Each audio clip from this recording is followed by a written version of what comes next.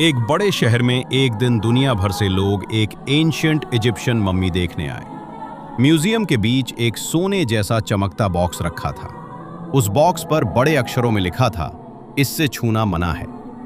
सब लोग दूर से देख रहे थे, लेकिन भीड़ में एक 10 साल की छोटी लड़की भी थी। उसका नाम मीरा था।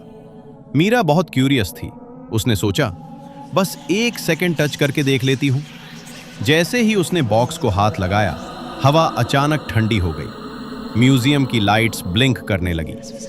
मीरा का दिल जोर जोर से धड़कने लगा। उसके कानों में अजीब सी आवाज गूंज रही थी, तुमने मुझे जगाया है। उस रात मीरा घर आई, लेकिन उसे चैन नहीं था। हर दीवार पर उसे वही वार्निंग लिखी नजर आती, इसे छूना मना है। रात को उसे कमरे के कोने में एक परछाई खड़ी दिखती, कभी खिड़की के बाहर 2 चमकती आंखें। मीरा डर के मारे सो नहीं पाई। कुछ दिन बाद मीरा की आवाज बदलने लगी।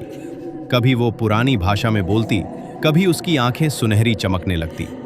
तब सबको समझ आया, मम्मी की सोल उसके अंदर घुस चुकी थी। एक अंधेरी रात मीरा ने आंखें खोली और जोर से चीखी। जमीन हिलने लगी। म्यूजियम का बॉक्स टूट गया। उस मम्मी का असली रूप सामने आ गया। सोने का ताज, फाटे हुए कपड़े और जलती हुई आंखें। उसने हाथ उठाया और शहर के कब्रिस्तान से उसके पुराने सैनिक जिंदा हो गए। हजारों साल पुराने डेड सोल्जर्स ने शहर पर हमला कर दिया। रोड्स टूट गईं, बिल्डिंग्स गिरने लगी, लोग भागने लगे। फिर मम्मी ने आसमान की तरफ हाथ उठाया और शहर के चारों तरफ बड़ी बड़ी दीवारें खड़ी हो गईं। किसी का बाहर जाना नामुमकिन था। मम्मी जोर से बोली, अब से तुम सब मेरे गुलाम हो। लोग रो रहे थे। तब मीरा के अंदर से एक हल्की आवाज आई। उसकी असली रूह अभी भी जिंदा थी। मीरा ने अपनी पूरी ताकत जोड़कर मम्मी से लड़ना शुरू किया। अंदर ही अंदर एक जंग चल रही थी। आखिरी पाल में मीरा ने मम्मी के गले का जादुई लॉकेट तोड़ दिया।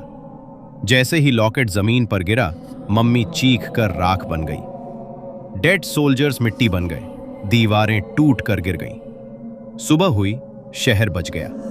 मीरा बेहोश जमीन पर थी, लेकिन जिंदा थी। म्यूजियम वालों ने मम्मी की राख को हमेशा के लिए समुंदर में डाल दिया। लेकिन कहते हैं, कुछ रातों में हवा में अब भी एक आवाज गूंजती है, मैं वापस आऊंगी।